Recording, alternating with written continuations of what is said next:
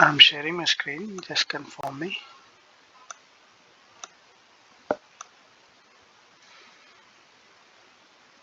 So today we will be going through the topic called the malware. Basically, you will be knowing what is malware and its type. So if you look at the soc.pdf, so our topic would be in the page number 19. And if you could see the down, we we have this understanding malware and its type. So basically, we have so many malwares, like which are few of them are not popular, but we are not aware. But predominantly, there are certain malwares which are popular, and it's been around us, and there was a lot of uh, attackers would be using these malwares to now reach out to their end goals. So if you look at this, we have viruses, worms, logic bombs, backdoors, Trojan, botnets, rootkits, spyware, hardware, and ransomware. So these are the types of malwares, and in the other way of understanding this malwares, basically what the attackers will do is they will create a kind of a payload which will have the different characteristics and different objectives and different goals. Perhaps to achieve that, so they will be selecting either of this malware, and they do perform the injection attempts in order to disrupt the network, or probably steal the data from the server. So that's how the results would be based on the type of malware what they uh, basically designed for. So in general, I have simplified this total understanding into short bullet point with summarized characteristics, so which will helps us to not to spend a lot of time in understanding these types of malware. So I have a simple I think one page or 1.5 page liner that will cover the entire topic. So if you look at this, malware basically encompasses a range of software with malicious intent. So basically, this malware does a damage. That's the objective, and this is a kind of a software which has been designed for that, doing the damage. And often, it injects to the system where without the user knowledge. And the symptoms of the injection includes slowing down the system performance, and probably unknown processes get activated, probably an unauthorized emails activates, and many more of such, if you look at the malware and its types. So as we said, we have identified few of the types of the malware. So we have viruses. Generally, everybody are familiar with this term called viruses, but this is a part of the malware. And like the viruses, we have different types of malware, which could be worms, or maybe like logic bombs, and backdoors, trojans, botnets, rootkits, spyware, adware, and ransomware. So most predominantly, you would have heard about this ransomware, and a little bit of worms or logic bombs, backdoor, adware, spyware. So we will just go through one by one with the topic. And as I said, let's understand the characteristic of this each independent malware, what it does and how it gets affected. So I have highlighted the yellow color to that point. So if you look at the viruses, So the main characteristics of this viruses is it attaches to a host application, activates upon execution. Now that means there is something, a virus which will be injected probably by using a pen drive or a hard drive or anything from the web browsing URL or domain, or maybe a IP based, or could be anything, any of such ways, like where first the virus will get attached to the host application. Now host application could be your system, laptop, or desktop, or your phone, where the interaction take place, the end user which will interact. So it has got the application inside, if you're using a WhatsApp, so that could be an application, or it could be an Outlook, it could be an application, or a Gmail, it is an application. So with the host application, that will be delivered and it gets attached, and it will only activates when the user performs the execution, right? So without the a user not doing anything, that will not execute, though it attaches to the application, host application, but it executes only when the host involves and activates.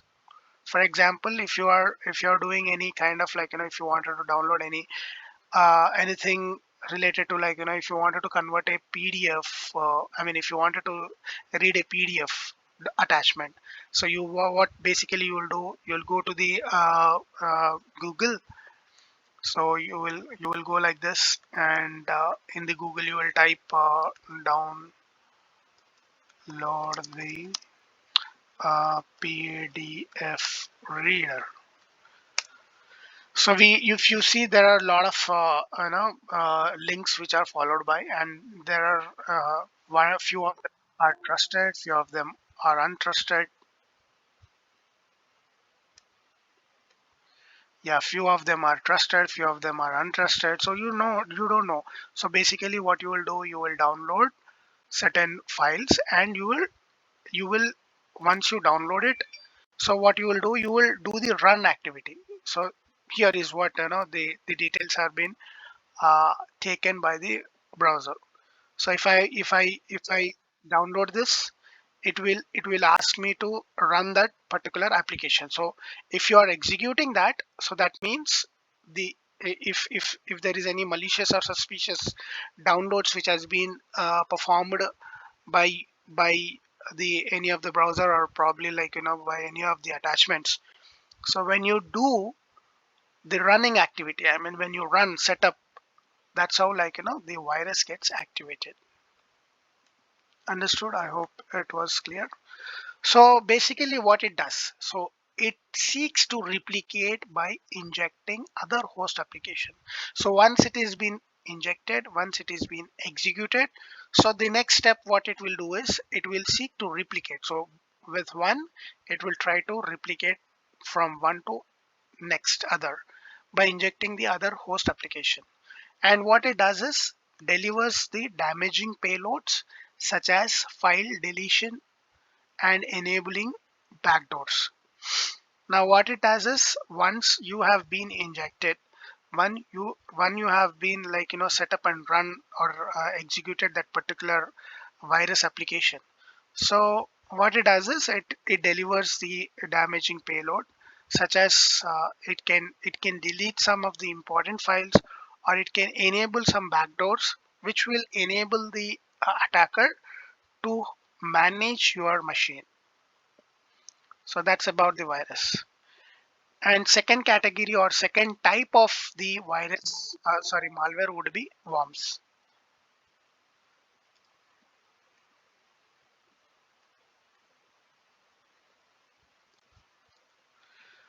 So now worm is one of its type, which also belongs to the family of malware.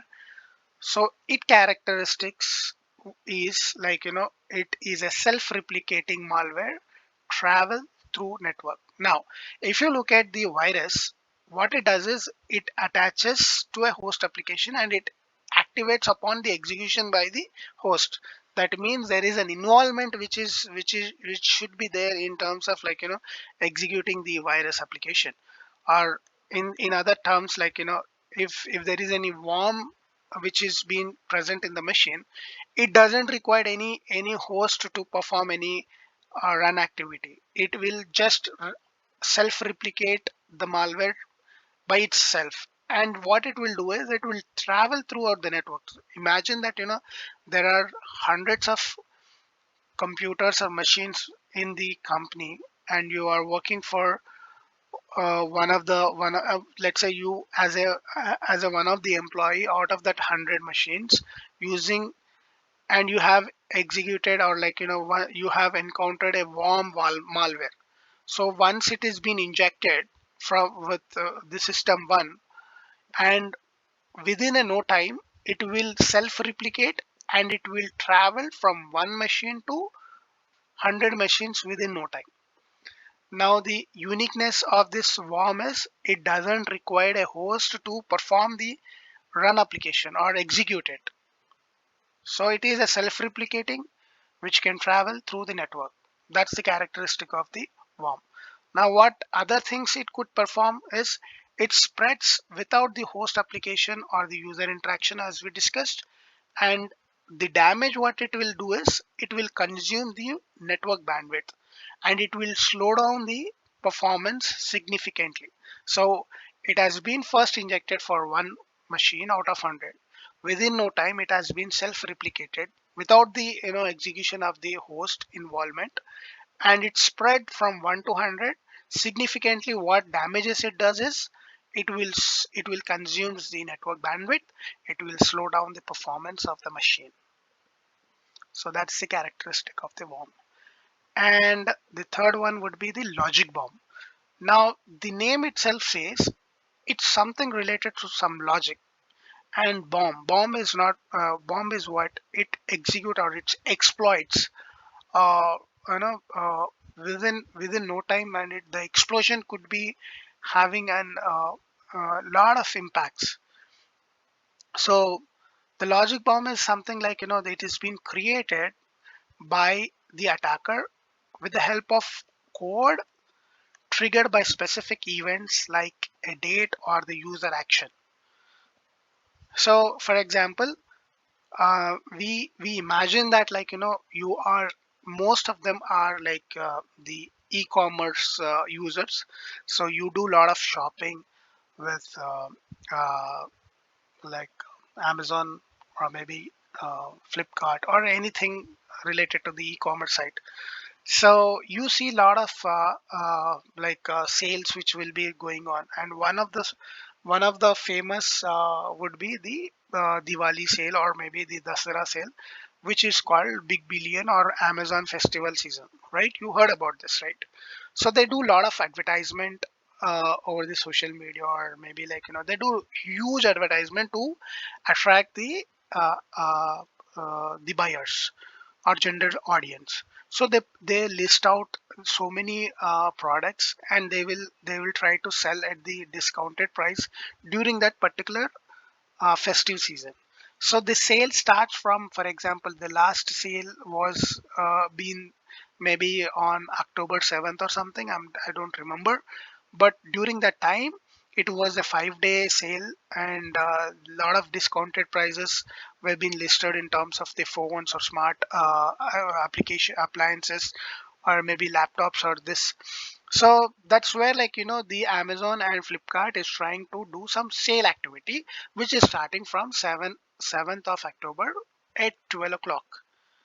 Right. So this is the event which has been performed by the e-commerce. Now the attackers will try to damage this.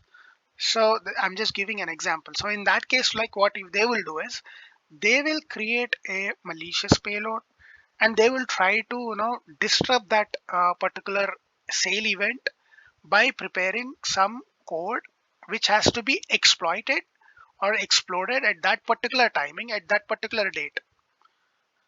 So the action could be anything, similarly, what the attackers will do is they will try to execute one code by injecting maybe an SQL injection, or probably like a cross scripting injection, or probably a DDoS attack where they wanted to hijack the original or the original user's traffic. So with that, what they will be doing, they will be disrupting the network application, probably like the web application where they wanted to fill the fake users by executing the DDoS activity. So in that case, what happens is like the maximum bandwidth would be like used by the fake users, and where the legitimate user, I mean, let's say you wanted to buy any project at 12 o'clock when you know that there is a sale, and you are not able to browse the website because it is not trying to connect to that website because the maximum bandwidth has been utilized by the fake users.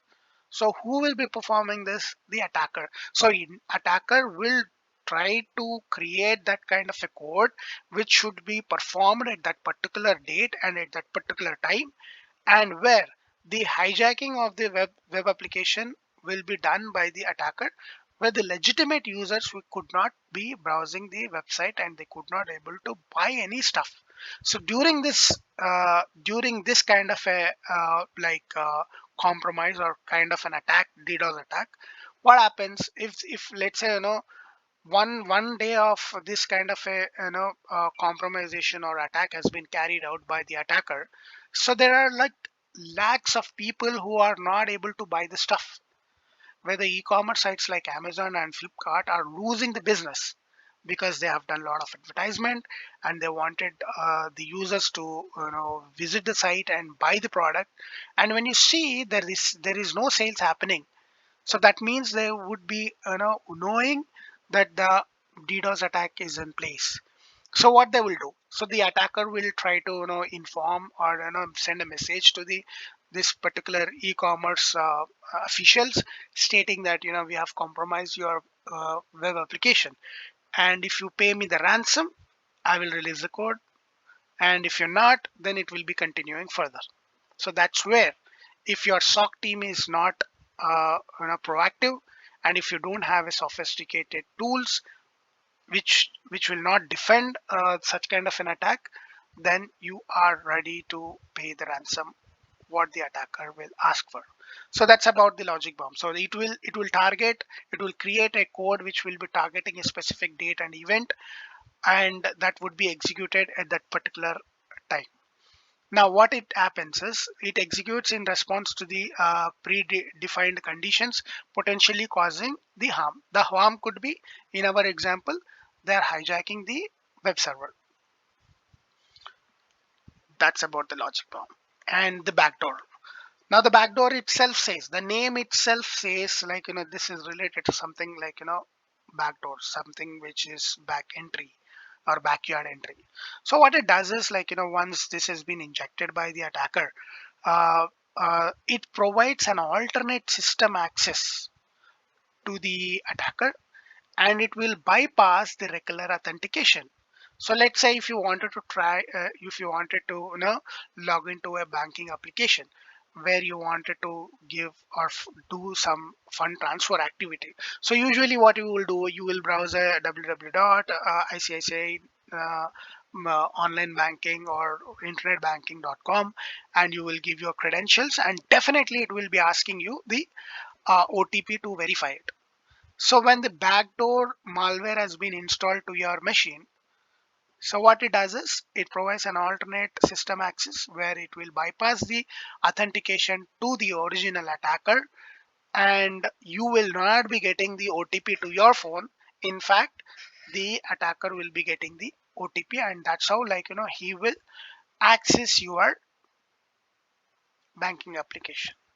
So these are like often installed by Trojan or malicious actors for unauthorized access. So that's about the backdoor. And the term Trojan is something like this is also a malware. So Trojan is something like it looks like a legitimate application or legitimate file, but it has a malicious co- uh, like components. So they wanted to, it looks like a legit, and it looks like, an application which would be useful, but then it is not. It intends to do some harm thing by hiding, or not hiding, but it will does some like, like non-legitimate activities in the system. So it distinguishes as something useful but includes a malicious component. So it will be like, often delivered through drive by download or inject or infected software. So it could, like, you visited some torrent sites, and if you wanted to, watch any movie, so you will be seeing a lot of, unrelated links which will be popping up. So this could happen, like, the Trojan malware could install with that kind of a source. So but whenever you're clicking one of that ring link, then it will download, and the end action could be like, it could inject your system. So it looks like a legitimate application, but intends to harm the system. So that's about the Trojan. And the next is botnets. Now the name itself says botnet, so it derived from, one second, I'm getting the call. Hello, आप एक बार ऊपर आ जाओ ना, ये keys देता हूँ, B105, वो vehicle से एग्जैक्ट ऊपर आना है, वही उसके बाजू ही लिफ्ट है ना, उधर से ऊपर आओ, मैं हमारे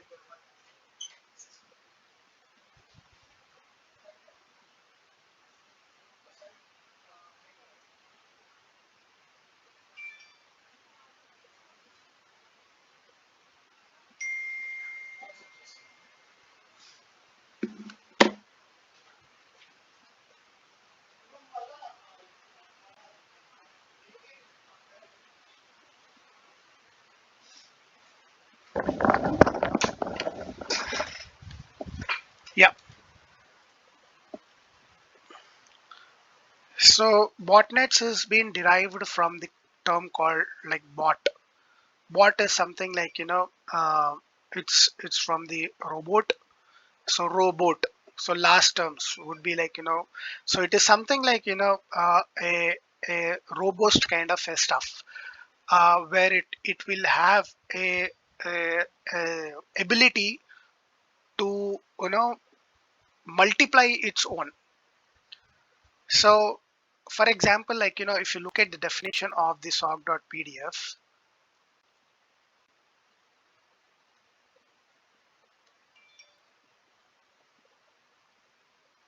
yeah, botnets. So it is a combination of the words from the robot and a network. It includes multiple computers that act as a software robots and functions together in a network such as the internet, often for a malicious purpose. The computers in a botnets are called zombies. So what exactly it terms is like, the zombie is something like, one of the machine gets affected. And what does zombie is? So zombie is something like, it has been injected, or like, it has been victim for one of the virus. And zombie intends to do what? So it will try to, once it has been affected, so the zombie characteristic is to, like, affect one to another. So there will be two. Now this two will be like, trying to affect four, four to eight, or eight to 10, 10 to 100, 100 to 1000, 1000 to lakhs. So that's how, like, the mechanism follows. So in that case, like, the botnet, what it does is like, initially it gets affected one machine, and it will multiply in a course of time, and 1 to 10, 10 to 100, 100 to 1000, and within like very short time, it will multiply from 1 to lakh. So this botnet mechanism is predominantly used in the attack called DDoS. So yeah, it is used for a malicious purpose including spamming and DDoS attack. So the previous example which I told, like the logic bomb. So logic bomb is something like it executes on particular date and time. So if it is respective to the e-commerce and the attacker wanted to disrupt the web application, and he doesn't want the legitimate users to browse that particular application or the website, so it will hijack the bandwidth by providing the fake host or fake traffic to that particular website. So this could be achieved with the help of botnet, because what happens is there is a bandwidth of Amazon or Flipkart, where it will accommodate more than 50 or 100 crore population. I mean 100 crore traffic requests it could able to accept it, because the Indian population itself is what, 1.4 crores. So it has an ability or bandwidth to accept such that many requests, and the attacker wanted to disrupt or hijack that particular web application. So indirectly he should require that many requests. So this could be achieved with the help of botnet only. Okay, understood. So what it does is it infects through a malware, often without the user awareness. And the other term is called the rootkit. Now the rootkit is something like it hides the presence. The programs hides the presence of the malicious code on the system. So basically, what happens is when the rootkit has been installed by an attacker, this could not be identified even the antivirus or maybe the EDR. So the speciality of the rootkit is it hides the presence of the malicious code on the system and modifies the system files and processes to avoid the detection, and grants the system level access, making detection challenge. So rootkit is very dangerous if it is installed. So that means it will not be detected for any of the anti-malware or antivirus or the EDR, and the program could hides its original presence and executes the malicious code. And what it does is it modifies the system files and processes to avoid the detection, and probably it will make us challenge to identify if there is anything has been misused. So it is very hard for us to identifying the cause. So rootkit is very dangerous because it hides the presence. Okay. And the other one is the spyware. The name itself, it's called spyware. So it is something, a software which does the spying activity. So this spyware is being installed by the attacker to any of the machine. So what it does is it will do the spying activity.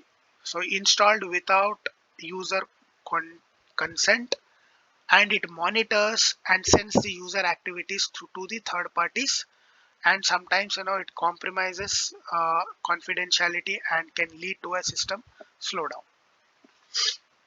So it might generate, or it might look for the user activity behavior. Probably it will have a watch on the username and passwords, what he is sharing, what he is inserting when he is using the Gmail application or Outlook application, or probably anything related to the banking application. So it will have a watch on the username passwords, and it will send those sensitive information to the attacker or any third parties, and that could lead to any compromisation of the system or probably the user authentication.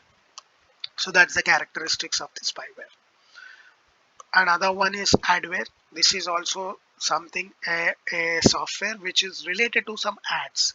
Now adware is something the name itself, it is related to some addings, ads which are populated or which will be popping up when you are seeing any of the websites which you are browsing. Let's say you are using iboma.com or probably like the torrents.com.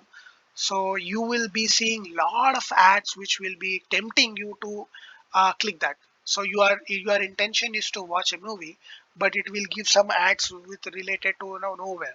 Like some ads would be very unrealistic, like you can buy this laptop for $10, or maybe like you can buy this perfume with only 100 rupees. So which is unrealistic, but where the user will tempt with that particular ad and he will click. That's where like the adware gets into your machine and damages your or disrupt your machine. So originally aimed to target, or originally aimed at targeted advertisings, but uh, evolved into a spyware. Commonly presents as a pop-up advertisement, sometimes intrusive. So that is an adware. So it looks like a ad which is unrealistic. When you click that, it will download and sits in your web machine, and it could also like can change anytime that particular adware to a spyware, or maybe like it will give any sensitive information to an attacker. So generally, we don't encourage to visit such kind of untrusted sites. When you visit that untrusted sites, you will be a victim of this kind of a malware, which is known as adware, right?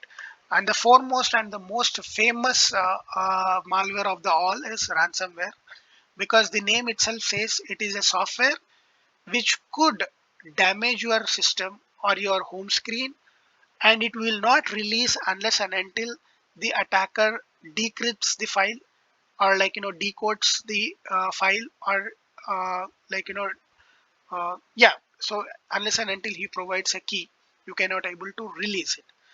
Now the intention of this malware is to disrupt the system operations, and you will be only released when you are paid, or when you are asked for a particular ransom. And if you only pay that ransom, that's how you would be giving a decrypted key, or maybe like the whatever the file it has been encrypted, you will be released by only paying the ransom. So what it does is it prevents or limits the users to access the system or files, and encrypts the files, demanding payments for decryption of keys, and involved into crypto ransomware targeting specific files types. So that's about the types of the malware.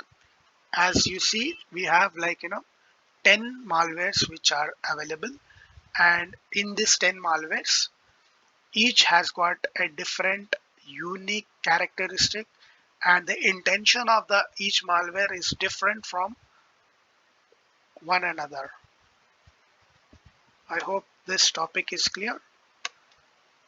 Doubts?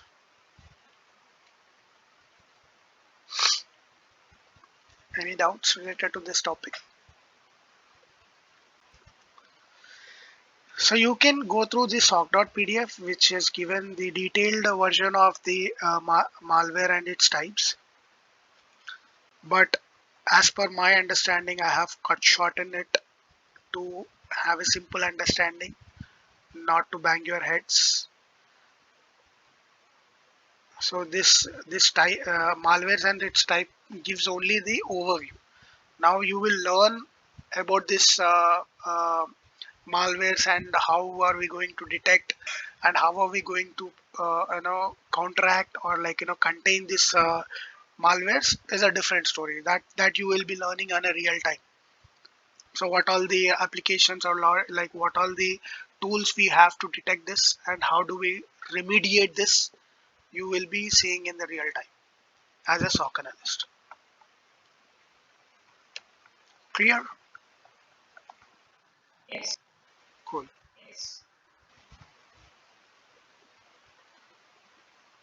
So with this, like we have completed one of the important topic called malwares and its types. And in the last session, we have discussed about the viruses and the antiviruses. What are the use cases which are available in the market? What are the brands, or like the specific like manufacturers which are there in the market? and what all the use cases which we will have in the real time to identify such kind of a malwares, and how are we going to prevent it or contain the process we have seen. And also in the malwares, we have two types of malware analysis. One is static analysis, another one is dynamic analysis. And what we perform in the static analysis and what we will be performing in the dynamic analysis is two different entities, and we have already covered it. So in this topic, we have completed the what exactly a malware is, what it does, and how many types of malwares we have. So we have seen 10 malwares, and each malware, what is the characteristic and what is the objective we have seen. So once this is done, so I would be giving you a assessment related to this, and you can go through the assessment. You can perform this assessment maybe by tomorrow.